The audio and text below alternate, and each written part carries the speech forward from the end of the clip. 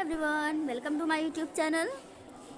Today's I will discuss about friction, what is friction and all about things about friction.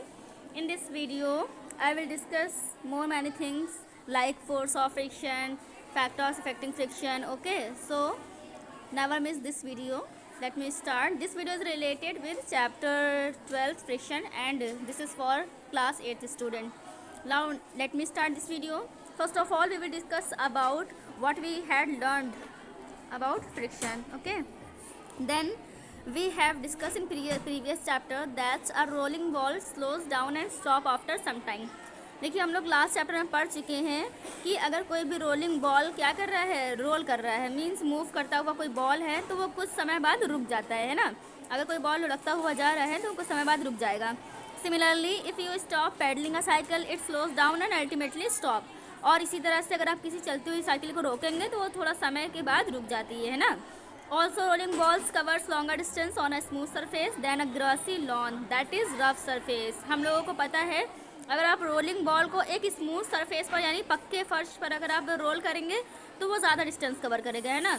और अगर आप उसी ball को grassy lawn पर अगर आप रोल कराते हैं तो वो स्मॉल डिस्टेंस कवर करेगा, है ना। किस वजह से? क्योंकि जो ग्रासी लॉन है उसका सरफेस कैसा है, रफ सरफेस है। ओके, तो हमें क्या समझ में आ गया? हमें समझ में आया है कि जो हमारी रफ सरफेस है उस पर फ्रिक्शन ज़्यादा लगता है ना, और जो स्मूथ सरफेस है उस पर फ्रिक्शन कम लगेगा। ओके, यहाँ पर आप लोग को समझ में आ गया है। देन क्या बोला है इन्होंने? बोल रहे हैं what makes moving things can to stop come to stop. बोला है ऐसी कौन सी चीज़ है जो चलती हुई चीज़ों को यानी मूविंग करती हुई चीज़ों को रोक रही है। Then there is some kind of force is known as friction force. हम लोग यही पढ़ रहे हैं ना कि यहाँ पर एक फोर्स लगता है जिसकी वजह से कोई भी मूविंग थिंग क्या करती है, स्टॉप करती है। तो ऐसे फोर्स को हम लोग क्या कहते हैं, फ्रिक्शन फोर्स कहते हैं। और सिंपल फ्रिक्शन, हम लोग इसे सिंपल फ्रिक्शन भी कह सकते हैं। That is clear what is friction. Now we will come to force of friction. Force of friction को देखते हैं हम लोग, ये क्या होता है। देखिए इसमें बहुत सारी एक्टिविटीज़ दी हैं, तो एक्टिविटी मैं नहीं बताऊंगी, वो सब आपको खुद से करके देखना है क्योंकि एक्टिविटी तो मैं यहाँ पर करा नहीं सकती हूँ आपको। तो आप लोग इसे होम पर करके देखिएगा। देखिए आगे चलते हैं हम लोग। You saw that if you apply the force along the left, friction acts along the right. क्या कह रहा है? अगर आपने देखा होगा अगर आप फोर्स लेफ्ट में अप्लाई करेंगे तो जो फ्रिक्शन होता है वो राइट पर लगता है, ठीक है।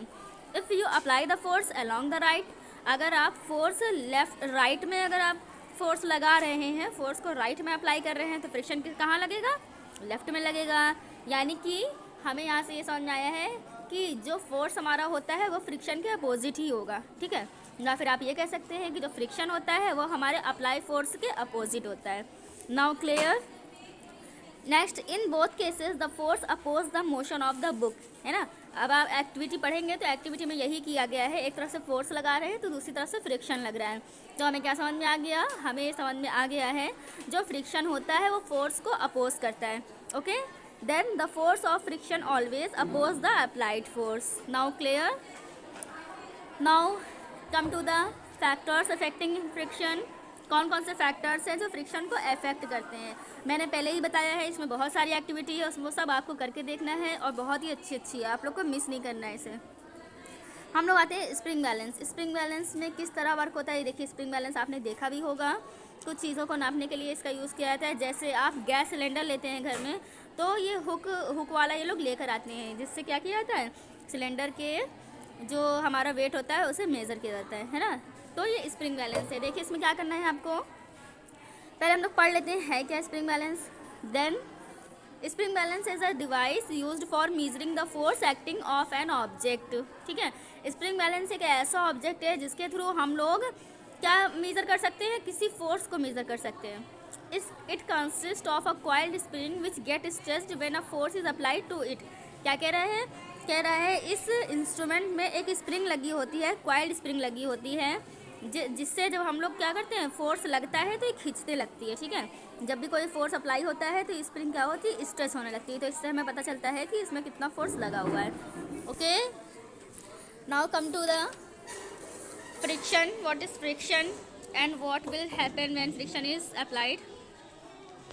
देखिए इसमें friction is caused by the irregularities on the two surfaces in contact. Friction actually है क्या? Friction is caused by irregularities on the two surfaces in contact. ये दो सरफेसेस के बीच इरेगुलरिटी है, ठीक है। Even though surfaces which appear very smooth have a large number of minute irregularities on them.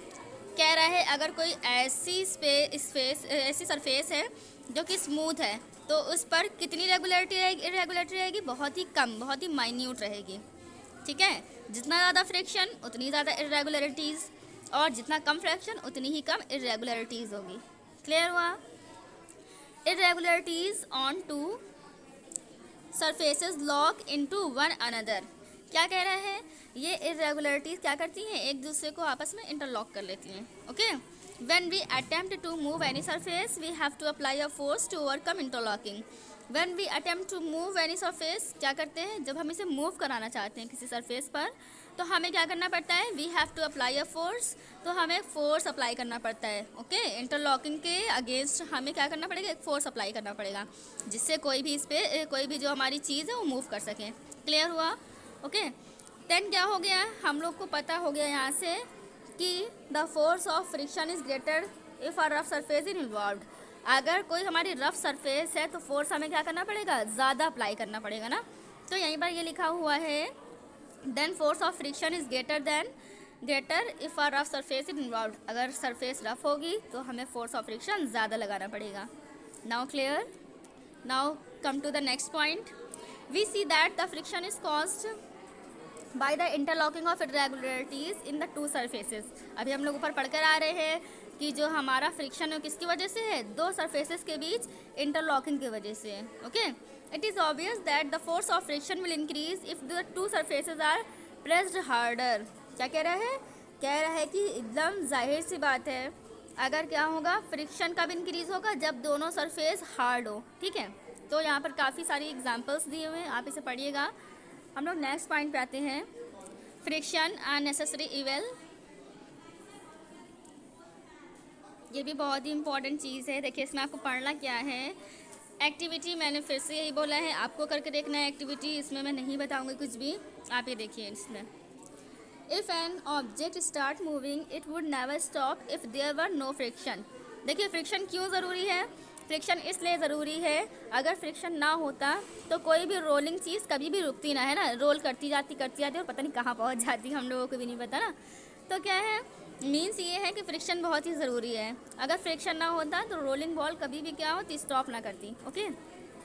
तो ये हमारे फ्रिक्शन का इम्पोर्टेंस हो गई। फिर क्या लिखा है? Had there be no friction between the tyres of the automobiles on the road they could not be started और स्टॉप्ड और turn to change the direction of motion. क्या कह रहा है? कह रहा है अगर फ्रिक्शन ना होता तो जो भी हमारे ऑटोमोबाइल्स हैं लाइक ट्रक, टैक्सी, जितनी भी चीज़ें हैं वो सब कभी भी स्टार्ट ना होती, और अगर एक बार स्टार्ट हो जाती तो कभी रुकती ना, है ना। और या फिर ना ही वो डायरेक्शन को चेंज कर पाती। कभी हमें किसी गली में जाना होता है, कभी हमें किसी कहीं जाना होता है, तो क्या होता है? तो ये वो सब ना कर पाती। तो बहुत ही ज़रूरी है हमारे लिए फ्रिक्शन, ठीक है। अब आज का चैप्टर हम लोग यहीं पर फिनिश करते हैं आज की वीडियो। नेक्स्ट वीडियो में हम लोग कुछ और चीज़ें पढ़ेंगे इसी चैप्टर से रिलेटेड। Thank you.